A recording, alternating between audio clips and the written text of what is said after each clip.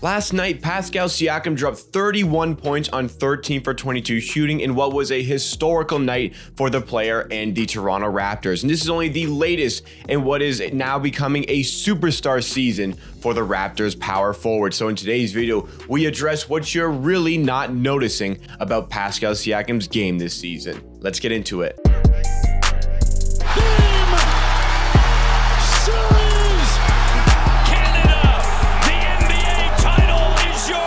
What's going on, everybody? It's Jacob here, back with Amateur Hour Sports for another Toronto Raptors YouTube video. If you want the greatest coverage and analysis on the latest Toronto Raptors news, then make sure you are subscribed to this channel. Help us on a road to 9,000 subscribers, and in return, 3 to 4 videos a week, all concerning the Toronto Raptors. But today we are talking about Pascal Siakam. We have to talk about Pascal Siakam because we've been in Pascalifornia for the last couple of nights. Pascal Siakam continued his excellent streak of games with another 20-plus point performance. Like I said, 31 points, 12 rebounds, 3 assists, 13 for 22 shooting. For all of you saying Pascal can't space the floor, 3 for 5 from 3 in this one, knocking him down from above the break, from the corners, doing absolutely everything for the Toronto Raptors. And I said, historical night for the player and the team. Pascal Siakam becomes the second player in Raptors history to go on a streak of 8+ games with at least 20 points. He's going to be looking to make that 9 games tomorrow against the Los Angeles Lakers. And it is the first time in franchise history the Toronto Raptors have won 5 consecutive games on a road trip. Wow. What a fantastic run by the Toronto Raptors. They are now equal to the Cleveland Cavaliers in terms of record, and a game against the Cavaliers looms in about a week and a half. And this stretch of games largely in part to what Pascal Siakam is doing. Even in those difficult games against the Magic, the Pistons, and Cavs, where we lost 3 in a row, Pascal Siakam was doing his thing. And that is noted by the fact that in those 3 games, he also had 20+ points en route to this 8-game streak that he is putting together and is not done yet. But the title of this video, what you are not noticing about Pascal Siakam, despite the fact that he is having just an absolutely wonderful season here for the Raptors, and honestly, putting together superstar caliber performances on a night-to-night basis,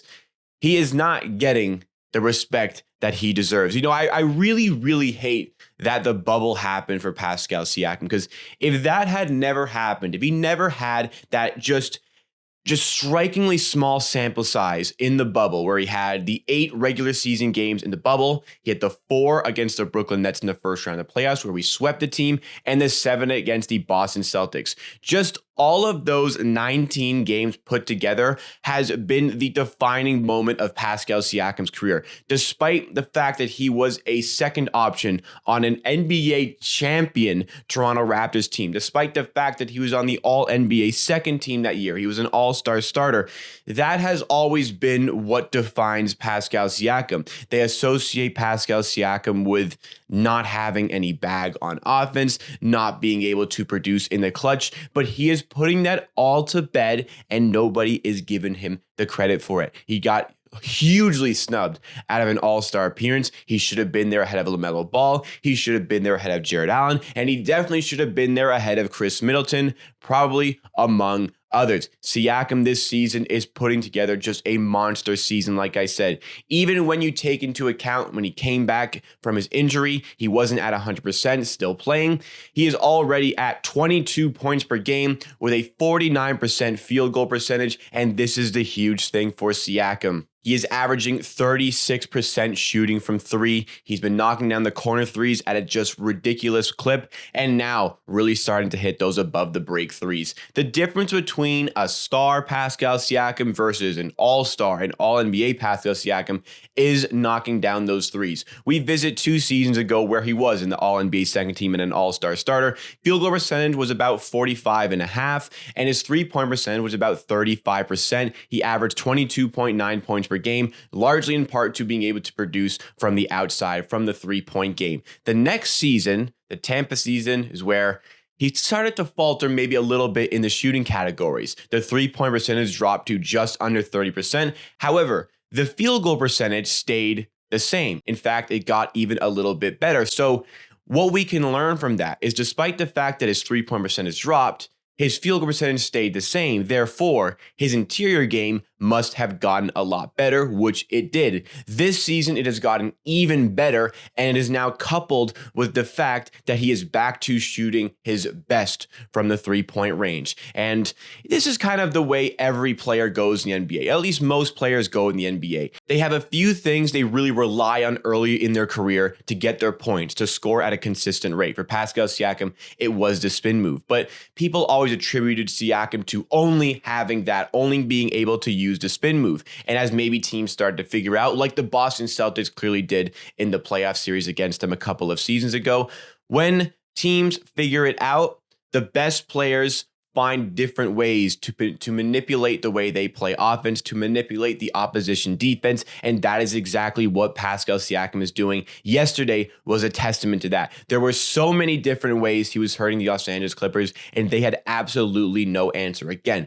going with the three-ball game, whether it was a spot-up three, a pull-up three above the break, he was able to do that. On the inside, he is seriously adding in a very good mid-range game. Now, I'm not the biggest fan of the mid-range shot, but what it does for Pascal Siakam is it opens up the interior because he hits the mid-range shot at a good enough percentage that teams need to go play some defense on him. When he's in mid-range, you got to get up on him and get a hand up. But he's so crafty, so athletic, so skillful that if you play up on him, he's just going to blow by you, get to the rim. If he doesn't blow by you, he's got the presence in the back down, in the post up, whether it is that spin, whether it is fading away into a mid-range, whether it is the floater. Like, there are just so many assets Pascal Siakam has to his offense. And watching Pascal Siakam play like this, like 2 seasons ago when we thought we had Pascal Siakam at his best, averaging 45% from the field, he is stepping up a notch this season. He's adding in the rebound game. He's averaging 8.4 rebounds per game, which is by far a career high.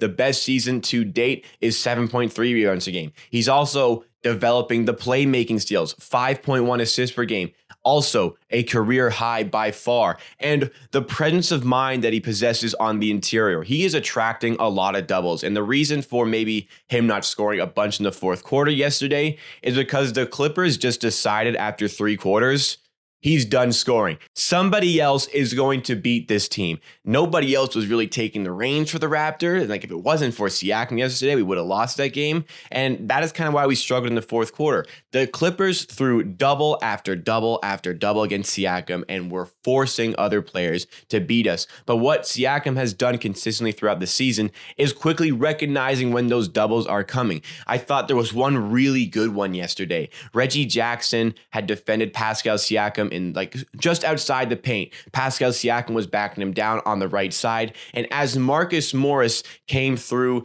under the rim to double Siakam, he quickly adjusts towards the center to get away from the double, isolate himself on Reggie Jackson, and all Siakam has to do is turn around and just throw up a floater. Nothing special. He has the size, he has the capabilities, but to get away from that double, recognizing the double coming before it even happens, that is just one example. Really good at finding the open player when those doubles are attracted. I think him and Scotty Barnes work tremendously well together. I mean, the fact that people said they couldn't play together is just absolutely ridiculous.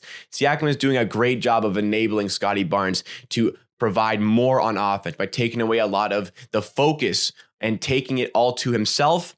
Scotty Barnes knows how to get open. Pascal Siakam knows how to find him. So, talking all this good stuff about Pascal Siakam, it needs to continue as we get into the playoffs. The Raptors are seriously making a push for a top 6 seed.